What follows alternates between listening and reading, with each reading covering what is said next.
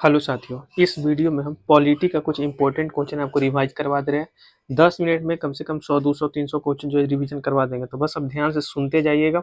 और ये सभी क्वेश्चन जो है प्रीवियस ईयर का है, तो उसमें हम कुछ एक्स्ट्रा फैक्ट ऐड कर दिए। प्रीवियस ईयर के साथ कुछ एक्स्ट्रा फैक्ट ऐड किए। तो चलिए शुरू करते हैं। पहला क्वेश्चन है कि भारतीय संविधान में अस्पृश्यता का अंत किस आर्टिकल में है, कौन से अनुच्छेद में है। अस्पृश्यता यानी छुआछूत का अंत आर्टिकल 32 को, ठीक है। अस्पृश्यता का अंत कौन सा आर्टिकल बोलता है, तो आर्टिकल 32 बोलता है। अब कुछ आर्टिकल महत्वपूर्ण याद रखिएगा। जैसे पहला हम बताएं अस्पृश्यता का अंत, आर्टिकल 32। दूसरा है आर्टिकल 14। तो ये 14 में क्या होता है, कानून के समक्ष समानता, मानी कानून के नजर में सब एक समान है। कौन बोलता है, आर्टिकल 14 बोलता है। आर्टिकल 15 कहता है कि धर्म, मूल वंश, जाति, लिंग या जन्म स्थान के आधार पर किसी को के साथ भेदभाव नहीं कर सकते। ये आर्टिकल 15 कहता है। आर्टिकल 16 कहता है कि लोक नियोजन में अफसर की समानता। लोक नियोजन मतलब होता है सरकारी नौकरी, तो सरकारी नियोजन नौकरी में अफसर की समानता, ये आर्टिकल 16 कहता है। और आर्टिकल 18 कहता है उपाधियों का अंत। तब 5 गो आर्टिकल पढ़े ना। अस्पृश्यता यानी छुआछूत का अंत, आर्टिकल 32। कानून के समझ समानता, आर्टिकल 14। धर्म, मूलवंश, जाति, लिंग, जन्म स्थान के आधार पर भेदभाव, आर्टिकल 15। और लोक नियोजन यानी कि सरकारी नौकरी में अफसर की समानता, कौन सा आर्टिकल बोलता है, आर्टिकल 16। और उपाधियों का अंत, कौन सा आर्टिकल, तो आर्टिकल 18। ये पांचों आर्टिकल को स्क्रीनशॉट ले लीजिए, एक बार रिवीजन कर लीजिएगा।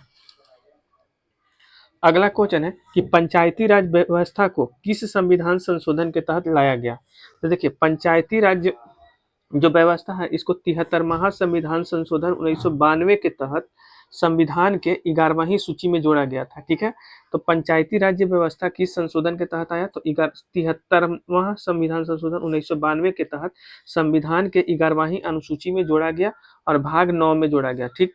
और पंचायत के राज में कुल कितना विषय है, तो टोटल 29 विषय है। तो ये भी फैक्ट याद रखें, कभी कभी पूछ देता है। तो पंचायती राज व्यवस्था से संबंधित पहले तो किस संशोधन के तहत जोड़ा गया था, तो 73वां संविधान संशोधन 1992 के तहत जोड़ा गया था। दूसरा, इसके तहत कौन सा अनुसूची जोड़ा गया था, तो 11वां अनुसूची। किस भाग में है, तो भाग 9 में है। कितने विषय है, तो 29 विषय है। कभी कभी क्वेश्चन पूछ देता है कि राष्ट्रीय पंचायती राज दिवस कब मनाया जाता है, तो 24 अप्रैल को मनाया जाता है। तो ये भी याद रखिएगा। एक अलावा याद रखिएगा, त्रिस्तरीय जो पंचायती व्यवस्था था, कौन से समिति के सिफारिश पे आया था, तो बलवंत राय मेहता समिति के सिफारिश पे आया था 1957 में, ठीक है। त्रिस्तरीय पंचायत का जो व्यवस्था था वो किसके समिति के सिफारिश पे था, तो बलवंत राय मेहता समिति के सिफारिश पे था। कोई दिक्कत नहीं है। चलिए अगले क्वेश्चन की तरफ चलते हैं। उद्देश्य प्रस्ताव किसने पेश किया था। उद्देश्य प्रस्ताव संविधान में किसने पेश किया था, तो पंडित जवाहरलाल नेहरू ने 13 दिसंबर 1946 को उद्देश्य प्रस्ताव पेश किए थे। याद रखिएगा, उद्देश्य प्रस्ताव किसने पेश किया, पंडित जवाहरलाल नेहरू ने। कब किया, 13 दिसंबर 1946 को। ये तो पेश किया, लेकिन इसको स्वीकार कब किया गया, तो 22 जनवरी 1947 को इसको स्वीकार किया गया था। और यही जो उद्देश्य प्रस्ताव है, ये आगे चल करके प्रस्तावना बन गया था। और इसी प्रस्तावना को संविधान की आत्मा या संविधान की कुंजी भी कहा जाता है। सब फैक्ट एक दूसरे से रिलेट करके याद करिएगा, ठीक है। उसके पहले 9 दिसंबर 1946 को संविधान सभा की पहली बैठक हुआ था, जिसके अस्थायी सदस्य अध्यक्ष थे सच्चिदानंद सिन्हा। फिर 2 दिन के बाद 11 दिसंबर 1946 को संविधान सभा का बैठक हुआ, जिसके अस्थायी अध्यक्ष चुने गए राजेंद्र प्रसाद। तो दोनों फैक्ट याद रखिएगा। ये पूरा याद हो गया ना। उद्देश्य प्रस्ताव किसने पेश किया, पंडित जवाहरलाल नेहरू ने। कब किया, 13 दिसंबर 1946 को। इसको कब स्वीकार किया गया, 22 जनवरी 1947 को। आगे चल करके यही क्या बन गया था, प्रस्तावना बन गया था। ऐसी प्रस्तावना को संविधान की आत्मा या कुंजी कहते हैं। अगला है कि राष्ट्रपति की जो पद होता है, राष्ट्रपति का पद, इसको शपथ कौन दिलवाता है, तो सीजीआई यानी भारत के जो मुख्य न्यायाधीश होते हैं, चीफ जस्टिस ऑफ इंडिया, यही राष्ट्रपति को जो है पद की शपथ दिलवाते हैं, ठीक। किस आर्टिकल के तहत, तो आर्टिकल 60 के तहत जो है राष्ट्रपति की पद की शपथ दिलाई जाती है। अगर पूछे कि राष्ट्रपति पे जो महाभियोग चलता है वो कौन से आर्टिकल के तहत चलता है, तो आर्टिकल 61 के तहत चलता है। एक अलावा मनी बिल से क्वेश्चन पूछा जाता है। मनी बिल, इसी को हिंदी में कहते हैं धन विधेयक। तो धन विधेयक पहले तो कि लोकसभा में केवल पेश किया जाता है आर्टिकल 110 के तहत, ठीक है, अनुच्छेद 110 के तहत लोकसभा में पेश किया जाता है। और कौन बिल मनी बिल है कि नहीं है, इसको निर्णय कौन लेता है, तो लोकसभा के अध्यक्ष लेते हैं। देखो जो मनी बिल है ना, इसके लिए ज्यादातर लोकसभा ही रिस्पॉन्सिबल जिम्मेवार होता है, राज्यसभा का कोई ज्यादा रोल इसमें नहीं होता है। लोकसभा से बिल बन करके राज्यसभा में जाता है तो राज्यसभा इसको 14 दिन तक रोक के रख सकता है, 14 दिन के बाद ये अपने आप कानून बन जाता है। तो ये सभी फैक्ट याद रखिएगा। चलिए अगले पेज की तरफ चलते हैं। जल्दी जल्दी रिवीजन सिर्फ करवा रहे हैं, रिवीजन के पर्पज से ही बनाया गया वीडियो है, इसमें ज्यादा कुछ हम एक्सप्लेन नहीं करेंगे।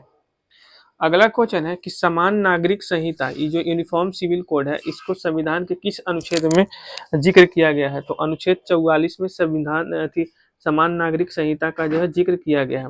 इस समान नागरिक संहिता डीपीएसपी के तहत आता है, डायरेक्टिव प्रिंसिपल्स के अंतर्गत आता है। तो डीपीएसपी से बहुत ज्यादा क्वेश्चन बनता है। पहला क्वेश्चन किसको कहाँ से लिया गया था, तो आयरलैंड के संविधान से लिया गया था। किस भाग किसके तहत है, पार्ट इसका कौन सा है, तो पार्ट 4 में, भाग 4 में है। भाग 4 में आयरलैंड के संविधान से लिया गया है डीपीएसपी को। और ये जो समान नागरिक संहिता है सबसे पहले कहाँ पे लागू हुआ था, गोवा में लागू हुआ था, पुर्तगालियों के समय ही इसको लागू कर दिया गया था। तो समान नागरिक संहिता का जिक्र आर्टिकल 44 में है, किसके अंतर्गत, डीपीएसपी के अंतर्गत। डीपीएसपी का जिक्र कौन से भाग में है, तो भाग 4 में है। डीपीएसपी को कहाँ से लिया गया है, तो आयरलैंड से लिया गया है। एक अलावा याद रखिएगा कि लोकसभा का चुनाव लड़ने के लिए मिनिमम 25 वर्ष होना चाहिए। एज ग्राम पंचायत या नगर निगम का चुनाव लड़ने के लिए 21 वर्ष उम्र होना चाहिए। अगर राज्यसभा या एमएलसी बनना है तो उसके लिए मिनिमम एज 30 वर्ष होना चाहिए। और अगर आपको राष्ट्रपति या उपराष्ट्रपति या गवर्नर बनना है तो 35 साल मिनिमम एज होना चाहिए। यहाँ से क्वेश्चन बनता है इसलिए इसको शामिल किए हैं। एक अलावा याद रखिएगा कि शिक्षा के अधिकार को मौलिक अधिकार कब बनाया गया था, तो 86वां संविधान संशोधन 2002 के तहत। 86वां संविधान संशोधन 2002 के तहत शिक्षा के अधिकार को मौलिक अधिकार बनाया गया। इसको संविधान में आर्टिकल 21A के तहत जोड़ा गया। और 6 से 14 वर्ष के बच्चों को फ्री में मुफ्त में एजुकेशन दिया जाएगा। और यही 86वां संविधान संशोधन 2002 के तहत ही 11वां फंडामेंटल यानी मौलिक कर्तव्य को जोड़ा गया था। शुरुआत में जो है 1976 में जब 42वां संविधान संशोधन हुआ था तो उस टाइम 10 ही को टोटल फंडामेंटल ड्यूटीज था, मौलिक कर्तव्य था। लेकिन जब 2002 में संविधान संशोधन हुआ तो उसमें जो है 11वां मौलिक कर्तव्य को जोड़ा गया था। तो ये भी फैक्ट याद रखिएगा। आगे चलिए, अगला क्वेश्चन है कि आपातकाल का जो प्रावधान है वो कहाँ से लिया गया है। संविधान में आपातकाल का जो प्रावधान है उसको जर्मनी की वाइमर संविधान से लिया गया। जर्मनी की वाइमर संविधान से आपातकाल की प्रावधान लिया गया है। आपातकाल का जो जिक्र है वो भाग 18 में है। ये फैक्ट याद रखिएगा, आपातकाल का जिक्र किसके अंतर्गत है, तो भाग 18 के अंतर्गत है। और 3 तरह के आपातकाल होता है। पहला राष्ट्रीय आपातकाल जिसको इंग्लिश में कहते हैं नेशनल इमरजेंसी। दूसरा होता है राष्ट्रपति शासन जिसको कहते हैं प्रेसिडेंट रूल, ठीक है। और तीसरा होता है वित्तीय आपातकाल, फाइनेंशियल इमरजेंसी। तो राष्ट्रीय आपातकाल का जिक्र आर्टिकल 352 में है, राष्ट्रपति का जिक्र 356 में है और वित्तीय आपात का जिक्र 360 में है। तो ये तीनों फैक्ट याद रखिएगा। इसके अलावा संविधान में 3 तरह का सूची यानी लिस्ट का बात किया गया है, संघ सूची, राज्य सूची, समवर्ती सूची। संघ सूची में वर्तमान में अभी 100 विषय है, राज्य सूची में वर्तमान में अभी 61 विषय है और समवर्ती सूची में वर्तमान में कितना विषय है, तो 52 विषय है। याद हो जाएगा, सूची 3 तरह का, संघ, राज्य और समवर्ती।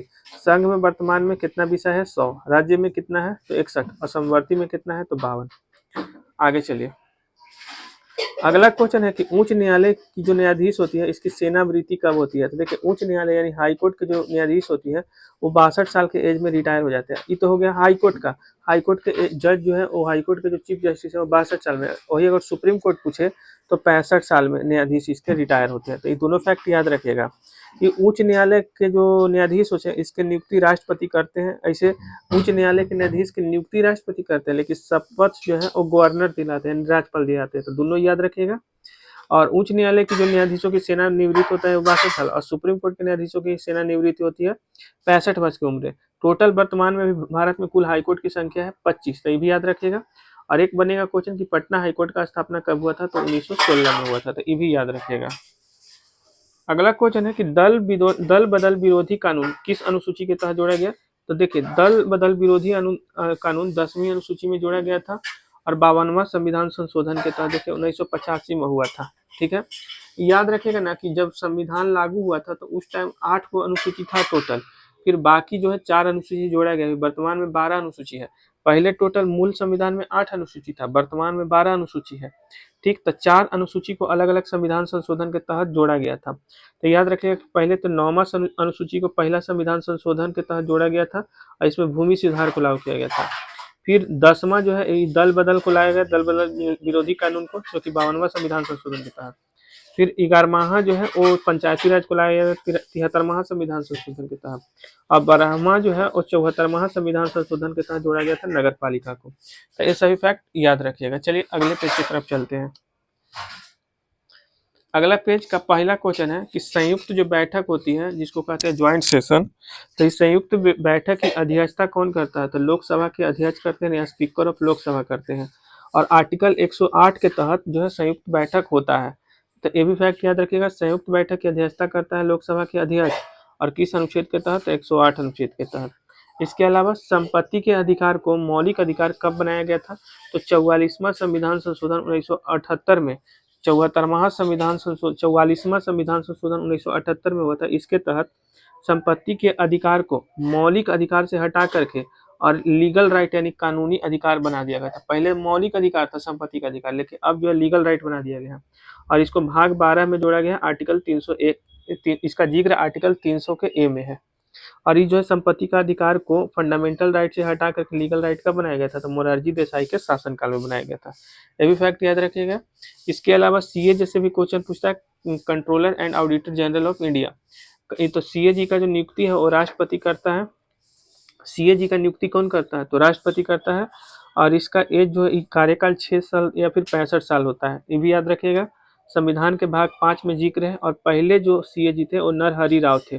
पहले जो सीए जी थे वो कौन थे? नरहरि राव थे। तो ये भी फैक्ट याद रखिएगा। अगला क्वेश्चन है फंडामेंटल ड्यूटी से। तो फंडामेंटल ड्यूटीज को 52वां संविधान संशोधन 1976 के तहत जोड़ा गया था फंडामेंटल ड्यूटीज के, और भाग 4 ए में और आर्टिकल 51 ए में जोड़ा गया था। 3 फैक्ट याद हो गया। फंडामेंटल ड्यूटीज को 52वां संविधान संशोधन 1976 में जोड़ा गया था, भाग 4 ए और आर्टिकल 51 ए में जोड़ा गया था। ये याद रखिएगा। 1976 में जो फंडामेंटल ड्यूटीज यानी कि जो मौलिक कर्तव्य जोड़ा गया था वो टोटल 10 था। फिर बताया था कि 86वां संविधान संशोधन हुआ था, उसके तहत एक और फंडामेंटल ड्यूटीज को जोड़ा गया था। अब वर्तमान में 11 टोटल फंडामेंटल ड्यूटीज है। और ये फंडामेंटल ड्यूटीज कहाँ से लिया गया है? तो यूएसएसआर यानी रूस के संविधान से लिया गया है। ये फैक्ट भी याद रखिएगा। इसके अलावा ऑडिटर जनरल का जो पद है वो कौन से आर्टिकल में है? आर्टिकल 76 में है। और ऑडिटर जनरल का नियुक्ति कौन करता है? तो भारत का राष्ट्रपति करता है। इसके अलावा ये जो ऑडिटर जनरल होता है वो भारत का कानूनी सलाहकार होता है, और सदन में तो ये बैठ सकता है लेकिन वोट नहीं करेगा। आर्टिकल 88 में कहा गया है ऐसा बात। ठीक है। और एक आज का लास्ट क्वेश्चन है कि जो भारतीय जो ध्वज है, राष्ट्रीय ध्वज, संविधान सभा इसको कब अपनाया था? तो 22 जुलाई 1947 को इसको अपनाया था। राष्ट्रीय ध्वज जो है तिरंगा हम लोग का, इसका संविधान सभा 22 जुलाई 1947 को अपनाया था। और इसका डिजाइन जो है वो पिंगली वेंकैया तैयार किए थे। और इस 3:2 में होता है, लेंथ 3 यूनिट और ब्रेथ 2 यूनिट होता है। एक अलावा याद रखिएगा संसद का गठन 79 आर्टिकल में है, राज्यसभा का गठन 80 आर्टिकल में है, और लोकसभा का गठन आर्टिकल 81 में है। तो ये भी याद रखिएगा। 24 जनवरी 1950 को राष्ट्रीय गान और राष्ट्रीय गीत को अपनाया था संविधान सभा। और 26 जनवरी 1950 को राष्ट्रीय चिन्ह को अपनाया गया था संविधान सभा के द्वारा। तो बाकी आप लोग को वीडियो कैसा लगा कमेंट करके जरूर बताइएगा।